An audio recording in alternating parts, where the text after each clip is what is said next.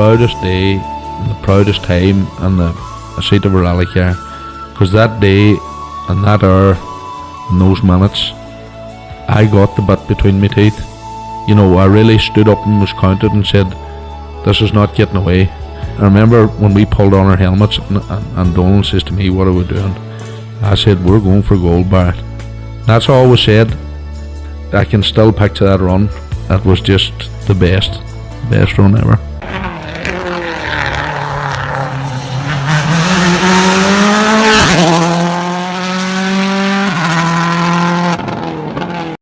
Welcome along to Krunching Gears, the Rally Podcast. The 2025 season continues, and please like, share, rate, subscribe. All those things make a huge difference. And Connor, once again, we have a very busy show. Yeah, exactly, and another eclectic mix of guests as well. That is for sure, yeah. We talked to Jimmy McMillan, the engineer for Tanak, and their recent exploits there and how they're getting on WRC, particularly over the Central European Rally and amongst other things. And then we also catch up with then Scott and Dale Singleton. They made a visit over to Belgium, and to hear their exploits is there as well too. And then finally, Ronan Comerford. Ronan has recently got a new role within the FIA. He's helping out now in the WRC. He's shadowing out there in the upcoming, the penultimate, or the final round, I should say, of the WRC. So very interesting times ahead for him. Yeah, that's it. Like, Ronan's getting some very interesting experience, and it's a great chat you had with Ronan, which we'll get to hear shortly. And the things that he's learning, and looking at how we can bring that back into our rallying at home as well. That's for sure. Yeah. So like you caught up with Jimmy. Like Hyundai, they had a fantastic middle to the season. It's starting to maybe not now. It would be unfair to say it's been a difficult time for them, but it hasn't been the easiest of times for them. Yeah, look, it hasn't been the easiest. I think that's a fair assessment. They had, Central European Rally. They lost out in the Manufacturers' Championship. Toyota were able to seal a deal on that. There's a remote outside chance of Tanak, of claiming the Drivers' Championship, but it's very remote. Like, he's gone into 2 rounds left, and he needs, he's 50 points behind the leaders at the moment, Elvin Evans. So that's a big ask. So at the moment for Hyundai, it's about trying to learn and get and tweak and change and adapt to get as much information and data that's going to help them for next year. Their goal now is Manufacturers' Championship in 2026. Yeah, isn't it crazy? Like the development never stops. It's always the next thing. It's always it's always chasing the dream, really, I suppose.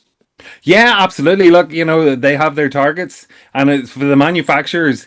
The manufacturer's prize is the goal. If a driver picks up the world championship for the driver's title, fine, well and good, but it's not the push. Even though it gets, and this is the bit always confuses me, the one that gets the most public attention is the Drivers' Championship. We all, will remember very quickly who the driver, who won the championship last year, the year before, whenever. We all struggle a little bit and have to think a bit harder to work out who was the manufacturer that won. But for the manufacturers, that's the key title. That's where they hang their hat when it comes to the sales and marketing to sell the cars. And, it's gone for Hyundai this year, but already the attention's turning to next year. Mm-hmm. And you get a chance then to catch up with Jamie? Yeah, I did. It was literally, I hadn't spoke to Jamie in a little while. It was after the Central European Rally, so it was a kind of, I suppose, a chat around that. They did a few unusual things coming into that. I chose to run the 2024 spec car rather than the new one, or the latest Evo version of the i20, and then also just kind of as they look ahead to Japan and then the final round in Saudi Arabia. So I started off with asking Jamie, I put it to him, look, even though they got a podium finish with a 3rd place for Oit, it probably wasn't a good rally for Hyundai. Yeah, I think so. I think for a few reasons, obviously, specifically for Oit, we showed decent pace over the weekend, and I think ultimately for Thursday, Friday, and Saturday, we definitely deserve to be in P2. Okay. Putting Seb to the side after his mistake, I think ultimately Callie and Seb were in a slightly different league, so and it was a bit unlucky for Seb by the sides of it with his crash. So you could argue that they should have been P1 and P2, and Oid was really fighting in Elton for P3. And yeah, it was just disappointing to lose it like that on the final stage, and in the circumstances as well. I think there's a few things that just affected our performance there and didn't play into our hands on Sunday with the stage cancellation and Oid losing a bit of time with the spin as well. So ultimately Elfyn did a very good performance as well. To be fair, on Sunday he really drove well and capitalised on the tyres that he had available and the tyre choice, and drove a very good Sunday to sort of recover his weekend as well, because I think really Oid had to beat him on the first few days. And then looking more from the team perspective, it was obviously a challenging weekend. Last year we were able to win that event, and we were also in a very different position, to be fair, going into it to start with. Oid being in fourth position, and road position is really important for those types of events where there's quite a lot of cutting. So we were always going to be a little bit on the back foot, but I think it was a bit disappointing to also not be able to show the pace consistently over the weekend. And I think we took a lot of learning from the weekend as well, trying different setups with a new car for Thierry and Adrian, and clearly it was quick in spells, but it's just a matter of trying to widen that window to make it sort of more competitive everywhere. And I think it was good to see Oid in the old car as well, to do those comparisons for us internally as a team and get all the data that we can sort of feed back to the guys in the factory and keep learning from that and make some good decisions and important decisions moving forward into next year, really. And you mentioned Oid was in last year's spec car. What was the decision process around that? So I think ultimately we still believe Oid has a chance in the Drivers' Championship. So it was a matter of giving him the best possible package for that specific event. And we did the back-to-back in testing a few weeks beforehand, so we had both cars available for him. We knew in Canary Islands the Evo wasn't where we wanted it to be on tarmac. And last year and also Monte Carlo, our old spec of car was very competitive and able to both win stages and compete for the overall win. And Oid had a good feeling with that car last year, so we gave him the opportunity to test both and ultimately give him the best car for that individual event for his championship fight. Whereas for Thierry and Adrian, we're still confident that the Evo will be a better package once we get on top of the setup and a few issues that we've had in terms of the development of that car.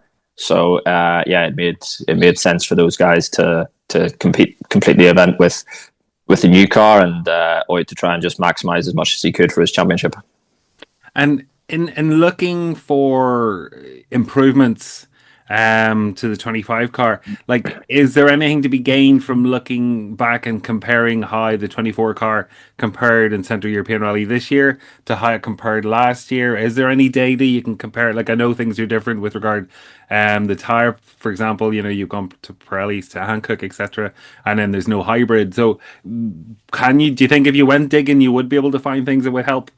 Yeah, absolutely. I mean, some of the stages were the same or very similar to last year, but I think the bigger thing is also just having the data from both cars in the same stages and in very similar conditions. Thierry and Adrian weren't so far behind Oid in terms of his road position, so we got a really good read on where the Evo is stronger than the previous generation of car and where we need to work on. And I think that was quite clear over the weekend as well, where in the right sort of conditions and the right sort of grip and the right setup, it was really, really competitive. And to be honest, Thierry set a couple of stage times that were for that how close those types of tarmac stages are. He was a step ahead of everybody else, by a couple of seconds. So that was really interesting. But then clearly there was some sections and stages where we were dropping a lot of time on the Evo, which we need to clearly understand and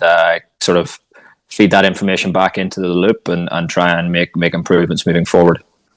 And did Adrian and Thierry stick between themselves with making their own changes and adjustments, or was there any looking at the results from Oid and seeing what you guys were doing with that car? Yeah, I think first of all, between the engineers and the team, we're very open with all of our setups. So everything is there and available for all of us to look at and analyze however we want to, and we've got some good data guys checking the each stage in terms of what we're finding. And okay, there's not a load of sensors we can look at like we can on the test car, but still we have some wheel speed channels and some the usual things like steering angle, brake pressure, all that sort of thing. So we can get enough information from that to also see where we think each car is performing better. So there's always that sort of information flow going both between engineers and back into making the setup decisions. So and we also have all the information from last year in terms of the setups that we've run and where we've been competitive in those stages and what sort of setup in terms of everything, springs, roll bars, diffs that we needed. So it's always it's our own engineering challenge to get on top of that. And over the weekend they were going in different directions, both based on maybe what the driver was wanting to do in terms of his direct feedback, and also in terms of what we thought from the numbers perspective would work. And those two things don't always align. Sometimes what you think should work doesn't tie up with the driver's feedback. So I was sort of slightly to the side on this event, just working on the old car, which was fine. And both Oit and I knew the working window for that car, and we knew the struggles that we had in the past with it weren't going to be fixed then and there. So we just had to sort of get it as close as we could, and try and make it as sort of comfortable to drive as possible in all the different conditions. And the two guys and their engineers were sort of working more towards the development and trying different setup options to see and sort of feedback, because it's quite challenging at the minute in terms of the number of test days that you have available. And the Evo was quite a big change, and it's clear we're still trying to find the best operating wind for that car. And I think we had a few struggles throughout the year that maybe weren't visible at the start. So then only now are we getting on top of the what I would call issues, let's say, and then we can start working on more on the setup. So that process takes some time, and we're still got a bit of a learning curve ahead of us for the Evo. We're not quite fully on top of it yet. So everything we gained and all the data we got from those guys over the weekend was really important. And the 2024 car, was that pretty much the spec as it was last year, or could you run any of the upgrades from the 25 car on it for the Central European Rally? So in terms of the chassis and the sort of suspension geometry and all that was the same as it was last year. Obviously we got rid of the hybrid, and then one of the jokers we brought in this year was related to the transmission and the differentials. So that we were able to run. So it's for those chassis you can apply whichever jokers you want, and then as a manufacturer entry for 2020 for the following year, so 2026, you have to run all the jokers. So next year we have to be on the Evo and sort of run everything. So for Central Europe we were more or less very similar to what we ran last year, and also in Monte Carlo. Obviously Monte was without the hybrid, but we did have the updated differentials. And obviously, like, one of the key things is the difference in tire supplier. So last year was Pirelli, this year's Hankook. Was anything identifiable, I suppose, in how the car ran on either set of tires from what you saw? Yeah, absolutely. I mean, it's the drivers are, to be honest, well, the soft tire is not bad. I think they're more or less comfortable on that, but there's maybe a slightly bigger grip change between the different options, and it wasn't too changing over the weekend. There wasn't too many really difficult tire choices. It was more just managing your quantities over the weekend. So we were quite restricted in terms of how many tires we could use. So and we needed to take a couple of wets on Saturday, and we only use them for one stage, but they still come out of your total allocation. So that actually leaves you a little bit hampered for the rest of the weekend. And so also sort of looking back on the sort of Pirelli Hankook story, I think Toyota have obviously done a very good job of understanding the tyre very quickly as well. You've got to give them some credit for that. I think they have an advantage both in terms of running more cars, so they have more test days, which gives them sort of more data for generally different conditions as well. Whereas obviously if we only have 3 days and all 3 are dry, we don't learn as much on the wet tyre, for example. Whereas if they have 5 days, there's just naturally more chance of some changing conditions, and they're also running their Rally 2 car at a very high level. So if they run some WRC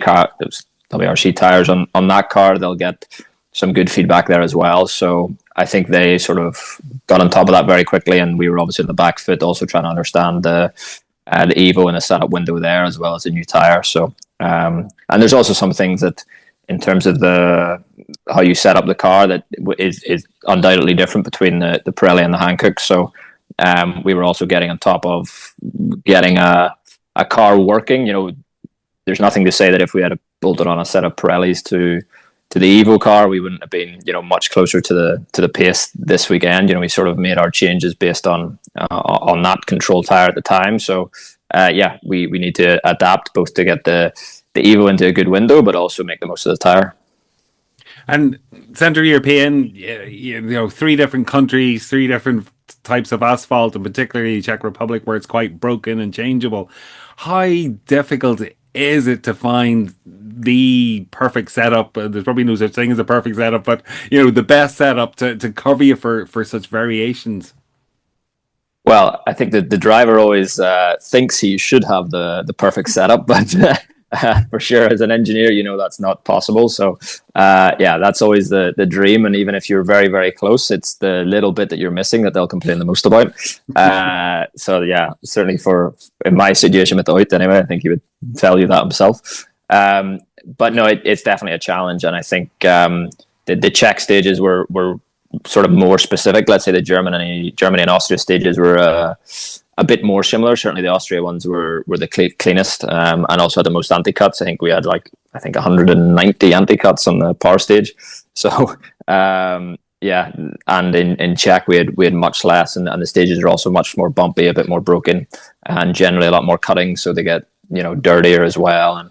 And certainly the forest stage, even whenever we did the engineers recce, the SS5 and 6 called the Jan, you started through a forest and it was really bumpy, narrow, fast, trees right beside you. Even when we were driving it, we was like, the whole rest of the rally you're going to be fighting for tenths and maybe 1 or 2 seconds, and you're going to this stage will be decided by 10 or 20 seconds, and that did turn out to be the case. And I think the other thing on all 3 days actually was you only had a tire fitting zone, so the cars weren't coming back to service, so you also had to be prepared for the weather conditions coming through the whole day. If you leave in the morning on a stiff setup, because the morning is going to be dry, for example, but you're expecting rain in the afternoon, we didn't have any kind of a service to adapt the setup. So we needed to have something that was going to work in all sorts of conditions, and also be prepared to change the setup quite at short notice, depending on what the feedback was from the stage condition. And that happened on Saturday, where the first stage was at least for a slick tire anyway, whereas the middle stage we were bolting on the wets, and we knew there was some rain and certainly damp to wet sections there. So the guys, I think all 3 drivers were very busy on the road section, sort of changing their car setup. With what they can do in the car, they were changing it to as close to a wet setup as we could get. And from your own perspective, I know some mixed feedback about the event, and obviously, this is the 4th year of it, and the final year for the time being anyway, possibly forever, who knows. But I think certainly presented logistical challenges for the crews with some long road sections. But from your point of view, how was it? I would say first and foremost, it's an interesting tarmac rally because of the changes, and I think it was nice to sort of go between the three countries, and having a stage in Czech Republic that is really bumpy and a very different character to the others is a good challenge, because you do need to think ahead and have your car built for all sort of 3, or I would say even just 2 different types of stages. I think you could put Germany and Austria together, and the Czech Republic ones is slightly different. So, that's a good engineering challenge, and also it's interesting for the drivers too to have some bumpier sections, narrow sections that might suit one driver more than the really clean sort of circuit racing style stages. So from that perspective, I think it was probably the most interesting year, I think, of the Central European Rally. But yeah, there's definitely logistical challenges there, and the days were very long too. To be fair, with the longer road sections, it just adds more and more time to the day. And suddenly, I think we were leaving, I don't know, the hotel at 5:45 and probably not getting back until 11 p.m. in the evening. And then you're doing that sort of 3 days in the trot. That takes it takes a toll on everybody. And yeah, the tire fitting zones were also quite far away, so we were actually on the move a lot. Which is fine, and that's all. It's all part of the challenge, but yeah, it's a very different type of rally. So after the first stage was done in the morning, we were all jumping in the minivan and then heading for I think both Friday and Saturday was a 2-hour drive to the regroup to catch up with the crews, and we were following the stages through the phones or computers on the car with whatever signal we had, and then you're crossing borders, and I think every time Oid started the stage, my signal dropped out, so I didn't see about 5 minutes of the stage, and then suddenly it's coming through, and you're getting 6 or 7 splits at the same time. So that's all sort of part of it. You just have to accept if the rallies are going more and more in that direction in terms of the remote services or trying to reach out to the people more and make it more accessible, then it's something we need to get used to, and maybe also be a little bit ahead in terms of being a bit better prepared, and not maybe sort of relying on our phone hotspot as we go through the borders. And on the Sunday, there was difficulties with the Rally TV plane wasn't up in the air, so they couldn't have the onboard screens or pictures being beamed live, and scary moment for Thierry and Martin, and nearly the same incident for Oit, like from when you're sitting in the command center in the main service watching that, like I suppose particularly if the feed's interrupted, like is your first hint that there's something wrong? Does the data just go blank, or what basically happens? To be honest, it's actually not often the same twice. So we've got the GPS tracker, and one of them will always be like on loud. Normally mine's muted or whatever. All the engineers are muted, but the main TV will be live. And I think if it sees an impact over so many Gs, it starts buzzing. So, but that's for any car. So, like a lot of the time, we'll be watching, an afternoon stage, and some Rally 4 car or whatever has gone off in the first stage of the morning, and it starts beeping, and everybody just bolts into like action, thinking it's one of the Rally 1 cars, but actually it's one way down the order. But so yeah, sometimes we see it from that. Sometimes we'll just see we'll be following a GPS trace and see it go green, which is when the crews press the button to say they're okay. So yeah, one of the guys will just sort of shout out that so and so has stopped, and then now we also have some of the telemetry streamed to the what we call I think they're FIAs, call them the stacks. So we've got some onboard footage there and some data coming through, so we can also see a little bit what's going on there. So quite often you'll see a car stopped, and somebody will shout up how they've stopped, and you don't know for a second whether it's your car, somebody else's car, if they're even just maybe going into the TC. And so it's quite often that somebody will not really think what's happened is real. So, but in this instance for Thierry's, we were actually on the road section because there was a tire fitting zone before the power stage. And on this occasion, I seen I was following the GPS and just seen Thierry went green, but at that point we didn't have good enough coverage for the live TV. So we were just sort of checking the splits, and clearly his split wasn't coming in. And then I think, to be honest, I think the next screen we got once we finally got back in connection was Thierry standing sort of outside the car. So everyone is different, and I think the important thing is getting that data connectivity as good as possible, because immediately everybody wants to hear from the crew and make sure they're okay. So quite often Pablo will be straight onto the radio, and that's also one way that we'll also find out is if I think there was one In Chile, actually, yeah, whenever Oid's engine stopped, nobody had any idea at that point, except we just heard Oid come over, or Martin come over the radio and say, engine has died. So that was the first we heard of it. And I was like, how has this happened? Like, he still looks okay on the splits. He still has, his dot was still moving on the GPS screen, but I heard it from Pablo. So yeah, there's various different scenarios of how it goes on. But yeah, the main thing was the guys were okay. And I don't know, I think in future, sort of longer term, also if the promoter has some investment, we need to be able to keep the coverage going to a very good level, even if there's some issues with the plane. Yeah.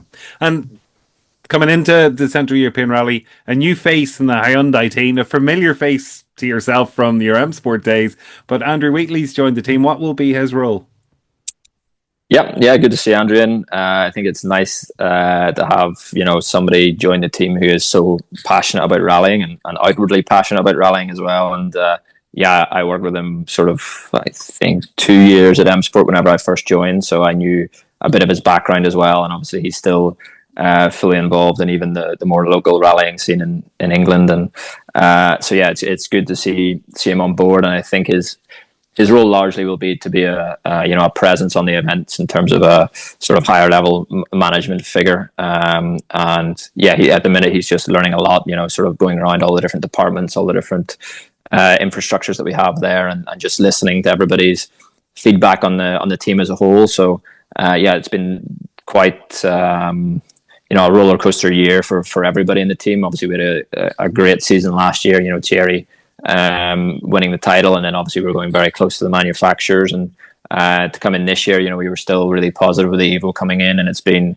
a bit up and down. And obviously there were a few question marks about the longer term future of Hyundai at the start of the year, and then we were also moving factory midway through the year. So all of that creates sort of general stress within the team, and obviously it shouldn't affect performances. And ultimately I don't think really it would have changed much in terms of the performance on the outward side. I think that comes down to various other factors, but I think Andrew's there to get the feedback, make the team a little bit stronger, and I think he's also going to focus a bit more on the future sort of program for Hyundai. So he'll be working on bringing the whole team together, but also how we can continue in rallying longer term, which I think is certainly a more positive outlook maybe than we had at the start of the year. So let's see how it goes. But yeah, it's first rally in. You could see he was taking plenty of notes, and he's got a long list of things to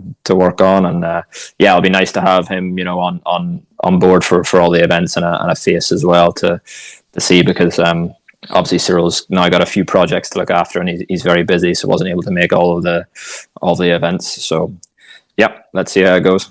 Yeah, it certainly seemed like a baptism of fire for Andrew, just joining just before Central European and being straight into the thick of it. And then I suppose looking ahead, Japan's up next. Tanak, very outside chance still of the driver's title, and so do you let him loose again, not go for manufacturers' points?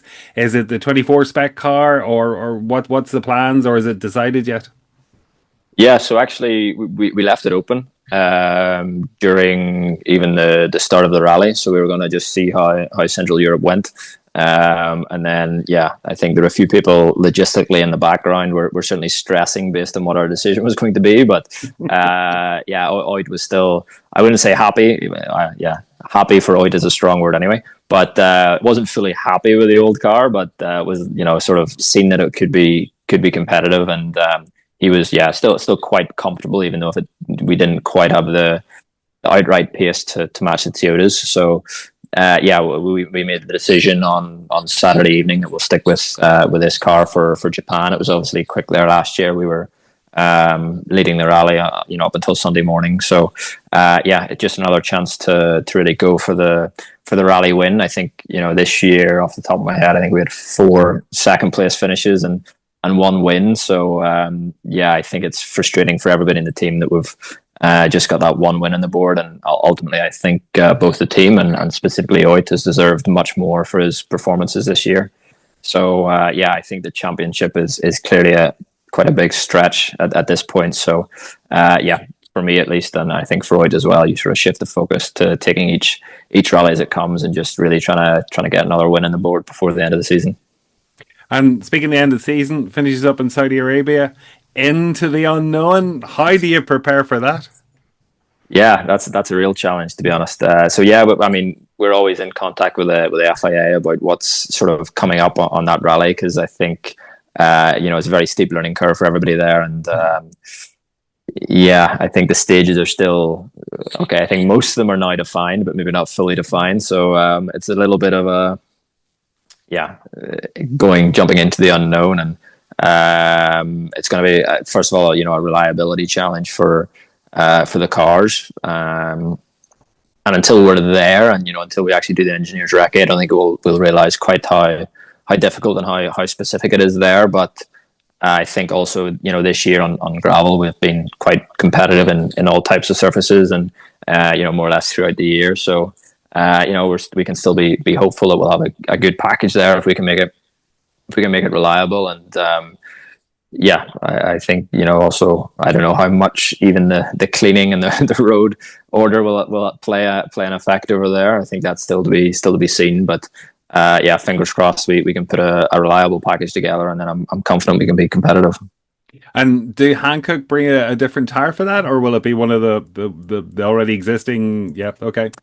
Yep. One of the usual gravel tires. So that's another point we need to try and make sure we don't have any bad luck. I'm hoping all our bad luck has already been used up this year, and stay away from the punctures. And I think we're actually testing next week to try and prepare as much as possible for Saudi with the information that we have. So I think we'll have some sort of smaller updates going on in the background as well, so just sort of keep on pushing for the back end of the year, and also looking forward into the next season. Massive thanks to Jamie for taking the time out to chat to us. They're so busy working behind the scenes to get prepped for Japan and then in Saudi Arabia, and it really will be a watch this space in Saudi Arabia. It's going to be completely new for every single driver and crew going to that event. That's for sure, yeah. So, and then I got a chance to catch up with Scott and Dale Singleton, sons of Wally Singleton, a certain age group will remember, Connor. Oh yeah. Like, Scott has been rallying a few years, and Dale's only really started rallying this year. He rallycrossed before that, as did Scott. So they made the trip over to Belgium's at Scott's second time now there, I think.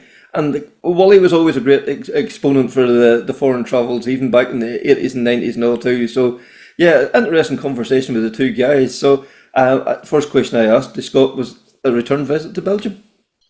Yeah, well, we decided that sort of early on in the year that we were going to try and get back out, and we're glad we did. It's always an enjoyable part of the calendar to get back out again. So it was great, definitely was. And then for Dale to do it with me this year, and both of us going out in two cars, it made it even better.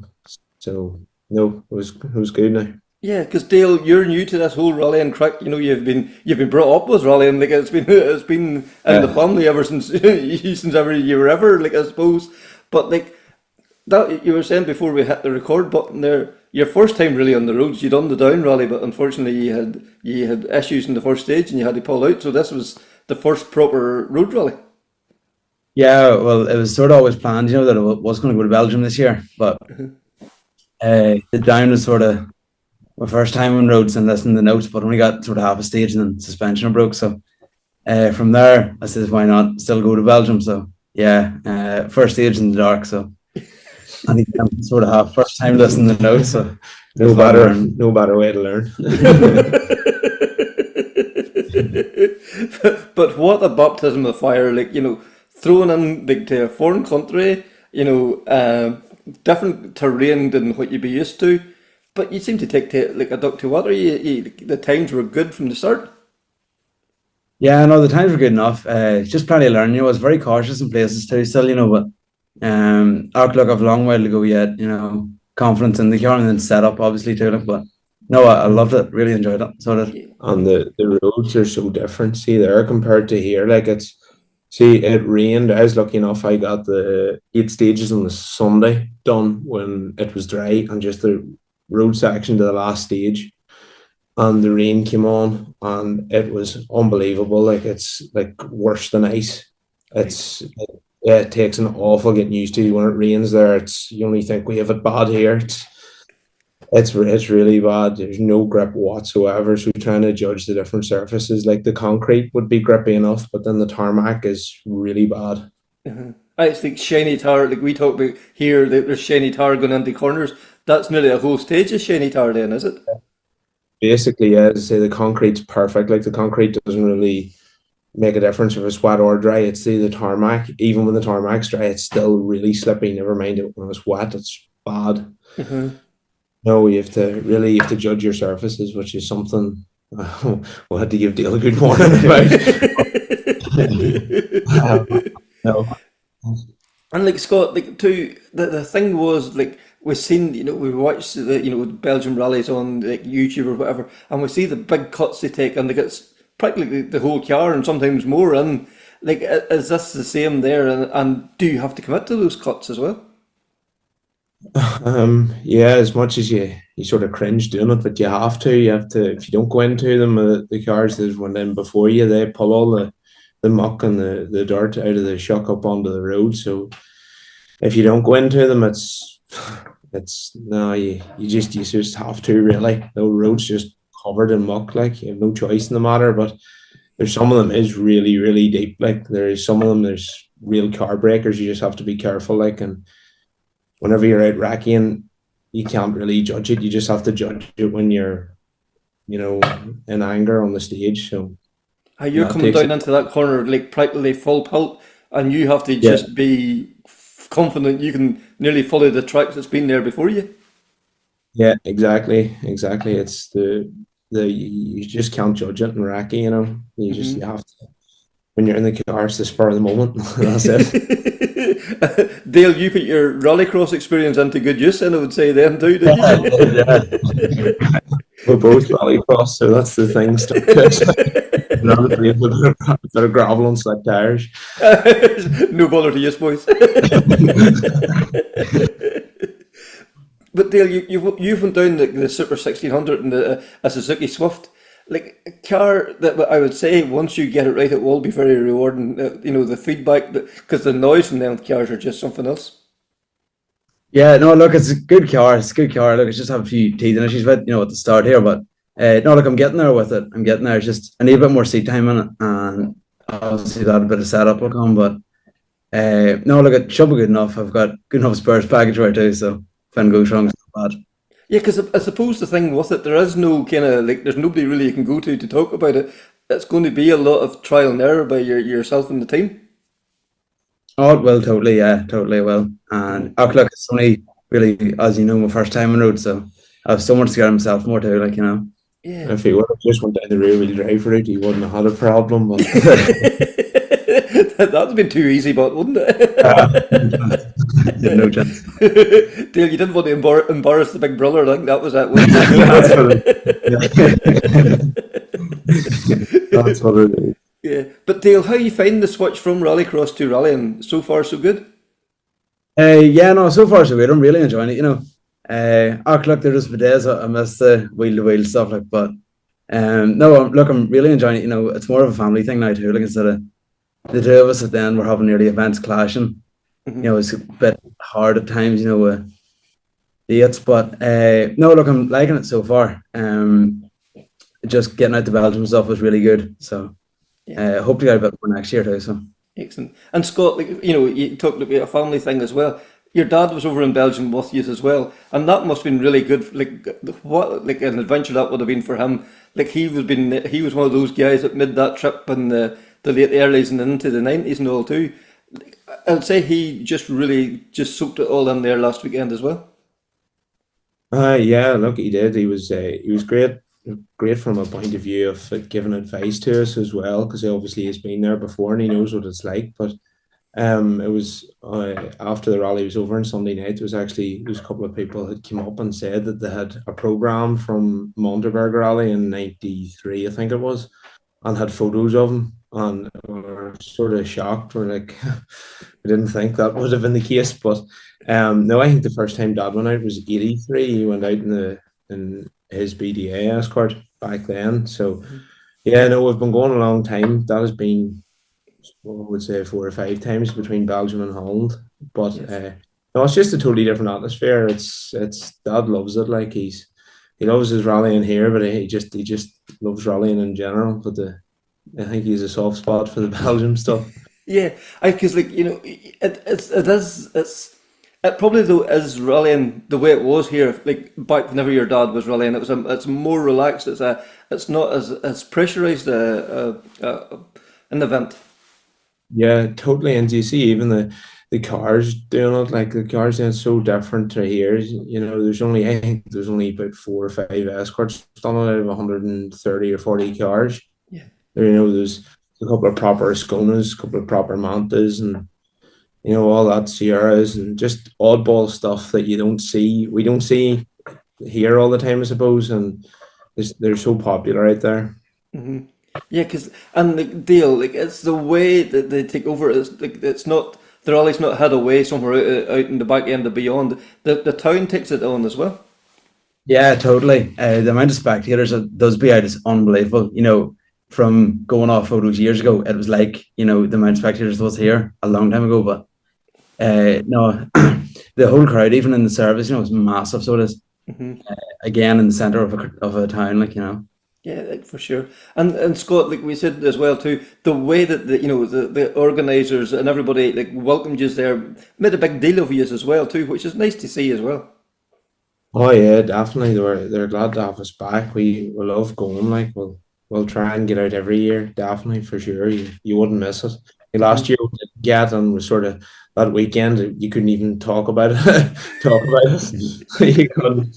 But no, it's great. Like, and as you say, it's all based in a town. It's all wee short road sections. Like you finish the last stage on the Sunday on the 3 loops, and when you finish it, you drive 200 meters and you're in the service area.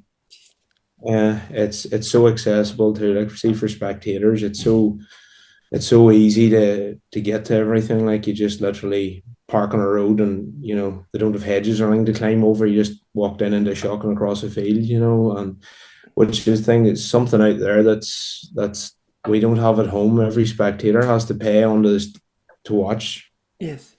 Corner, like, so it is. So but this crowd that can pull is unbelievable. Like it's great. It's good to see. Like.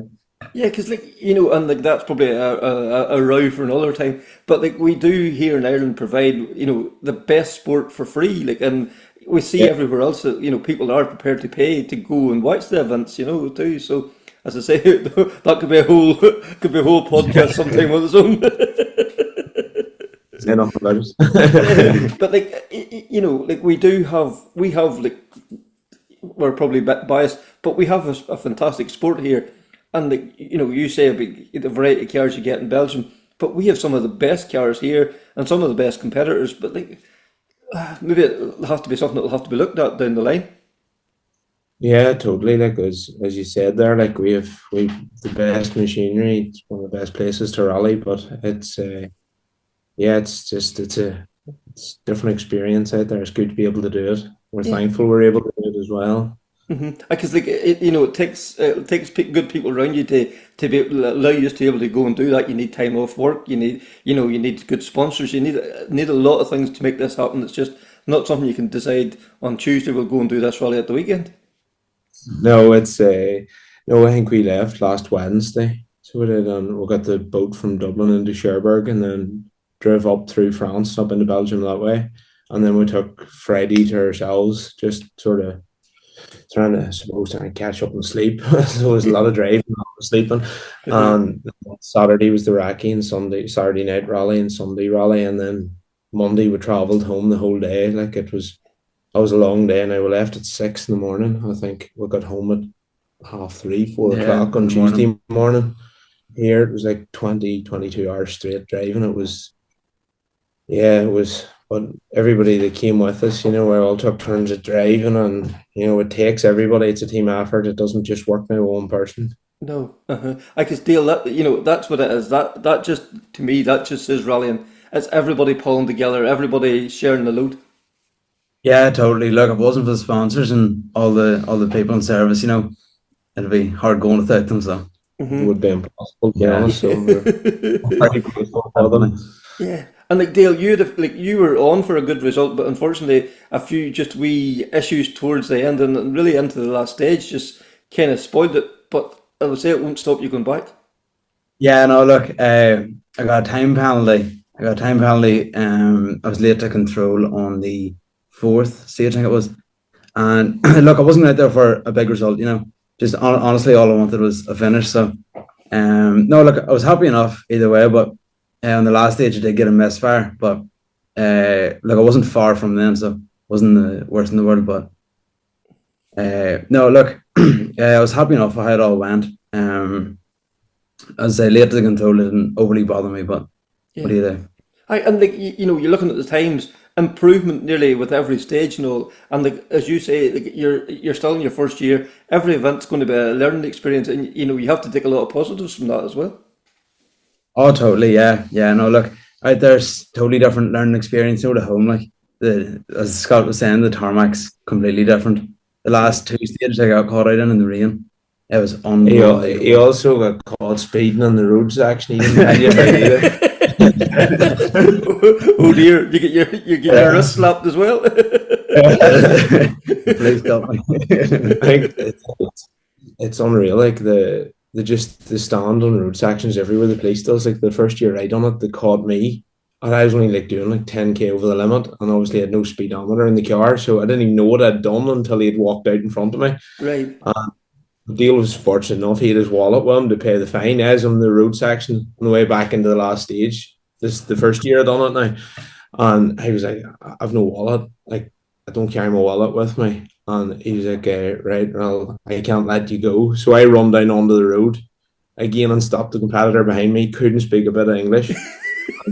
I said, like, give him the money, saying, "Actually, you need to come up here and I need you to help me." And he went up, paid the fine. I got back in the service, and I could pay him back. But they're very helpful. Like, and that man never met me before in his life, and that's he kept me at face value. Like, so he did. So there's similar to home there. It's a good community. Like, For sure, yeah. Not many would do that for you now. That just speaks speed to everybody involved, Yeah. definitely, yeah. So, and Dale, like, you're signed up again for next year too, I would say.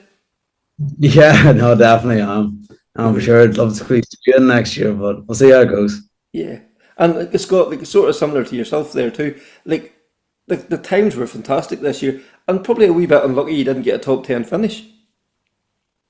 yeah, I would. I think the middle loop on Sunday. I was carrying a chest infection all weekend. I don't know what happened to me. The middle loop on Sunday, I couldn't get myself convinced at all. So I dropped back a lot, but I genuinely was just happy to finish. I was glad to see the ninth stage now on Sunday. I was getting it tight, I couldn't concentrate right, but no, still I'm not complaining. I was still delighted with how it all went. But we'll be back next year. Yeah, So because 12th overall, a class 1, and like that, and like if you're not feeling the best, one of those escorts, like they can bite if you're not fully on your game either. So caution was probably the better plan.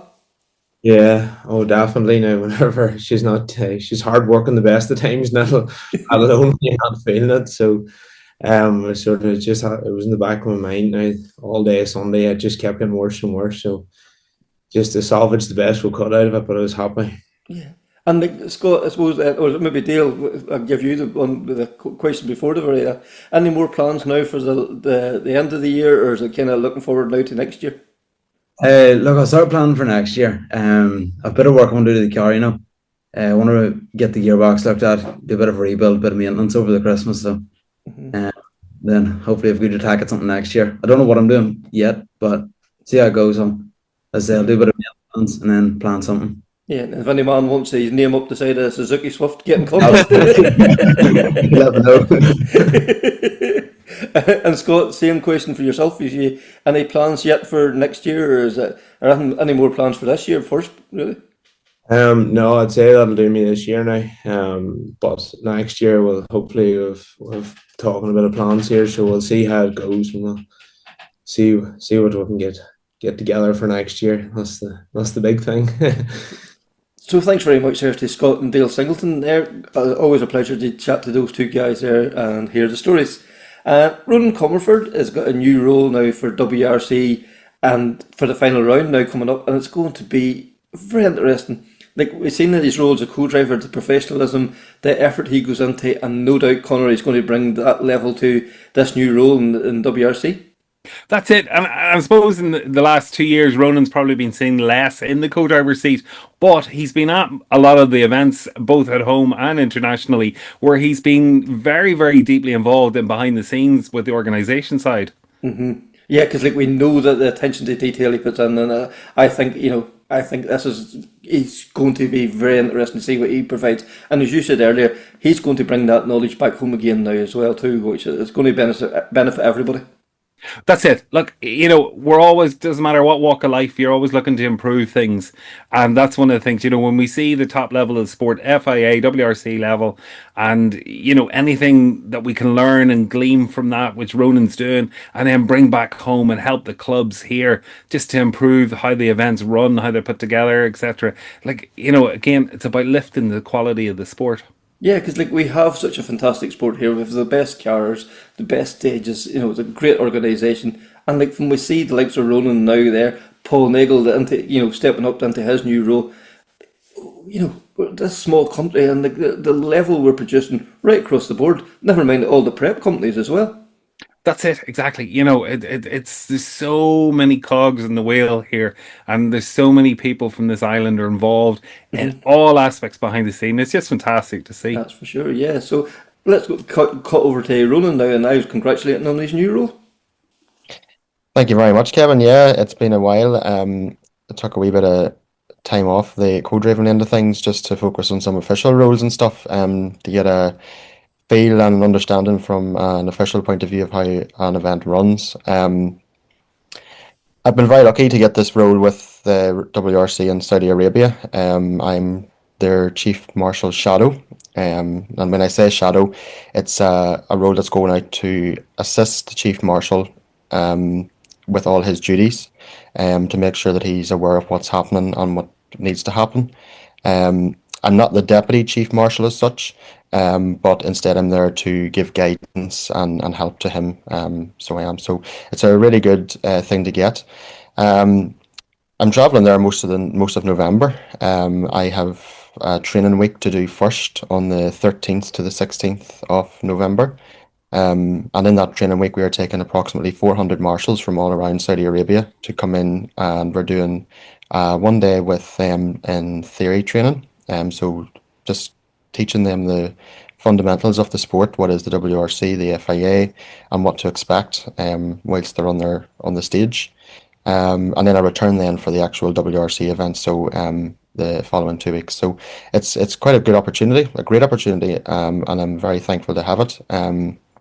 And working with the FIA and the team in WRC is a great learning curve, because it shows the standard and level that we need to get to, and also it'll be something that we can progress in the future, and ultimately that I can look at and take back home to Ireland, and always and hopefully improve our events here as well, because it's good to learn these things and bring us into the well into the 21st century, as they would say. So we have a very strong sport here in Ireland as well, and it's always good to improve. So with this, I also have these opportunities to take some information back and hopefully implement them here in the future. Yeah, because we see we're going through a real purple patch, as well. Drivers, co-drivers, Paul Nagel stepping up now too, and now for yourself as well. For this small country, we really do punch way beyond our means. And our own sport at home, yes, it's in a very strong place, but if we let it sit, it'll stagnate. We need to, keep it invigorated. We need new things always come along. Yeah, for sure. And I'm working with Paul on different things, and in Saudi Arabia as well. He'll travel there with me as well. He's doing the safety delegate role, shadowing. So obviously he's got his new role as well for next year. So it's important that we do this because the World Rally Championship and the FIA set a very high standard, and it's important that we implement these new features. Yes, some people might not like them, and some people might like them. You can never please everybody, but at the same time, the FIA have a very strong vision by their strategic planning. By 2027, they want to have a more cost-effective way for everybody within the sport, whether that be officials, competitors, or whatever it may be. So they have a good plan in place, and they're gradually implementing that. So whenever rule changes and all happen here, like it happens for a reason. It just doesn't happen out of the blue, let's say. But no, with my role at the moment, I am pretty happy with where I am. Being the assistant director of the course in Donegal, doing the Chief Marshal role in West Cork, and various other events in the tracking office. It has really given me a great insight into the sport itself from an organisational point of view. And also, whenever I'm competing, I'm more aware of what is actually going on, and it can be that way 2 or 3 steps ahead in thinking, in the event of whatever an incident or whatever happens, So, but no, it's been really good, and working very hard in the background. I just came off a meeting with them this morning here, so there's constant communication regarding all of this, and yeah, we're just getting ready to hit the ground running now in November and make sure the event is delivered to the high standard. Yeah, because, I know myself, like a spectator, stroke photographer, you go to an event and, there's people there to help sign you on, or there's marshals at the service area, there's marshals at the junction, and you just kind of take it for granted that, sure, these guys are there. They're not just there, there has to be a plan put in place to make all these things happen, even as much as a table sitting in the sign-on office, there had to be somebody make a decision to do all that, unfortunately, we see with rallying, it's the same names, it's this, up and down the country, it's the same faces marshalling at the junctions. We need young blood, we need, new ideas. Yeah, exactly. I just spoke about that recently. I was looking at a few different regulations and stuff, and the same names appear. And I suppose, like, people have been doing that role for quite so many times that it's easy for organisers to get them people to come because they know what they're doing. But it's also good to, get people in to shadow the role, to do different things. And that's my thinking and plan behind what I'm going to do as well. It's not my main focus, but it's something that I have in the back of my head that I can take back home and, say to the people in Motorsport Ireland, look, this is what I have found, this is what I've seen. How about we can implement this, or how about we try this? It is a trial and error situation. You're never going to get it totally right. But if you can get it very close to it, then that means that should something happen, then you have somebody to fill that role. Because a lot of the people at the moment who are in them roles, there's no one coming behind to replace. I'm certainly not going to do it on my own. So I'm not. But at the same time, if you get a small team around you and build the sport that wee bit more, and it's. I'll also say that it's very important for competitors to get involved in some way. I know it may be an inconvenience, not just through marshalling, as in getting involved. I mean, just do some other behind the scenes roles. And I know some clubs down south, and different various clubs have competitors in, like, the club. They would talk about competitors rally for a competitor type of thing. They have competitors, so it's important that every club would have that, and people that's aware of the aspects of it, because some people aren't aware, and it can get very difficult then whenever things happen and whenever rules are starting to be implemented, let's say. But yeah, no, it's something that I'm very passionate about. I love the sport, so I want to help it grow. And if I can play a small part in whatever way, I will do it. Yeah, because there's no doubt about it. The WRC is the gold standard. That's what everybody's aiming for. That's what everybody aspires to. And yes, we do a lot of things right here too. So why should we not be aiming for that gold standard? Why should we not be, putting ourselves at the forefront of the best that we can be? Yeah, Ireland, I would say, has the strongest lineup of machinery. I was just standing in Donegal this year, and I was look at the start ramp, and I was saying to myself, like, there was 32 Rally 2 cars went over that start ramp before anything, any modified, let's say, or anything like that. So the caliber of machinery that's here, and and even the amount of events we have here, like, it's no doubt that the rallying in Ireland is very, very strong.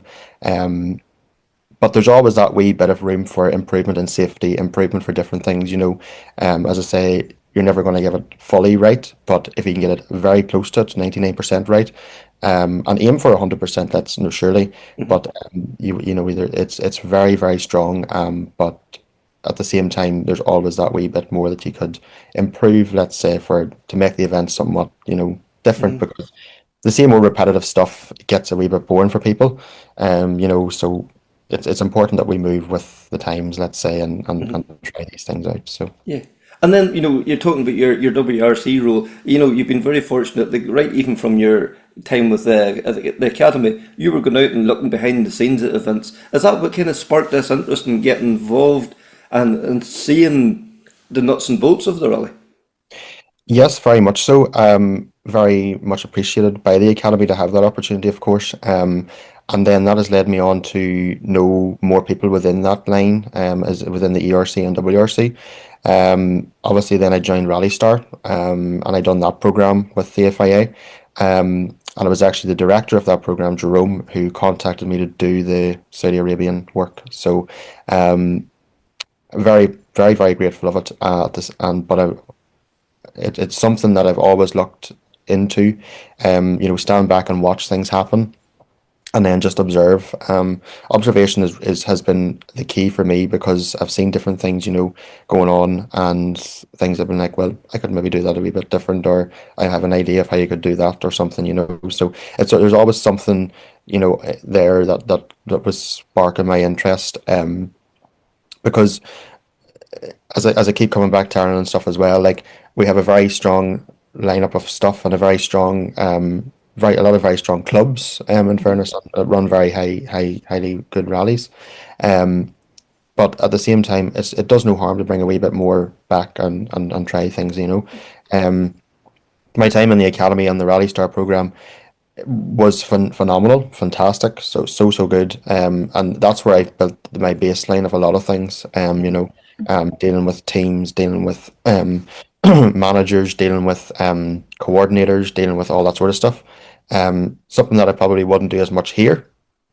So it was nice to see it from both sides of the field, and yeah, for sure, it's something that has always been a keen interest, and something that I've always wanted to pursue. To, number one, climb the ladder, but number two, also improve the sport for everybody at home as well. Mm-hmm. Yeah, and like we've seen, over the last few years, Saudi Arabia has become like a powerhouse in all types of sport. And like, we see, like, the Grand Prix, for instance, whenever they put their mind to something, they do it to the last. And like this, people are going, oh, it's only now, run around a desert. This will be something special. The first year, yes, there's going to be issues, and there's going to be wee teething problems and one thing and another. But once they take the notion, and if they decide to do this, this will be done, and this will become a spectacular event. Yeah, for sure. Not only are they the last round, but it's the first year ever having the WRC in Saudi Arabia, having closed road rallying even in Saudi Arabia, because they're used to the Baja events, the Dakar, all these different like sand dune events and stuff like that. So for them, it's already a hard task, because it's brand new. But there's plenty of people coming in from around the world to help, and different things, and everybody. Like we do in West Cork, we have small jobs. So, and everybody's small job then comes together on the event, and it works really well, So it's something that it's the same type of thing that we're doing for Saudi Arabia. I've been working with Hamid, the Chief Marshal, Mike, Nico and Jerome from the FIA, Bildar from the task force, and stuff like that, So there's plenty of names there that has very vast experience. Nobody's on their own. We obviously have help. Even though I'm going to help them, I still have help if I need it. So nobody's on their own, and it's really good, because it puts the baseline in place, and everybody's on the one page and knows what's happening. Again, communication is key to all of this, but it's something that is they're in a very strong position, and they've got the WRC they have signed their contract, so they have it for a period of time, so it will remain as the last round of the calendar. So yeah, the ultimate showdown in the desert, as their slogan says. It will be the ultimate showdown this year, but nothing that we can't handle. Yeah, and like almost a redundant question now. Like it is something that you're like absolutely loving and getting involved in. Then, and do you see yourself like this becoming more of a role and less of the co-driving? For sure, I like to juggle the both of them. It's not always possible, but I do see this as becoming more of a role for me. Because it's my line of work where I'm like, I see a problem, or I see a gap in the market, let's say, and I'm like, I want to fix that, or I want to find some way to do something about it. For sure, it would be great to have a job with the WRC and stuff like that. But at the moment, I'm happy out doing what I'm doing, because yes, there's pressure with it, because it's you have a very high standard to meet. But at the same time, it's a really good way to learn. Without having the full responsibility of anything, it would be completely different if you had an actual role in the event. But yeah, for sure, it's something that I've always wanted to invest my time in, and just ultimately make the sport better for everybody. So thanks very much there to Ronan, and best of luck now in the next few weeks. And I'd like to think we'll catch up with him when he comes home again as well too. So that's the latest edition of Crunching Gears, the Rally podcast. Please like, share, rate, subscribe. All those things make a huge difference. And on to the next time. Take care, speak soon, and bye.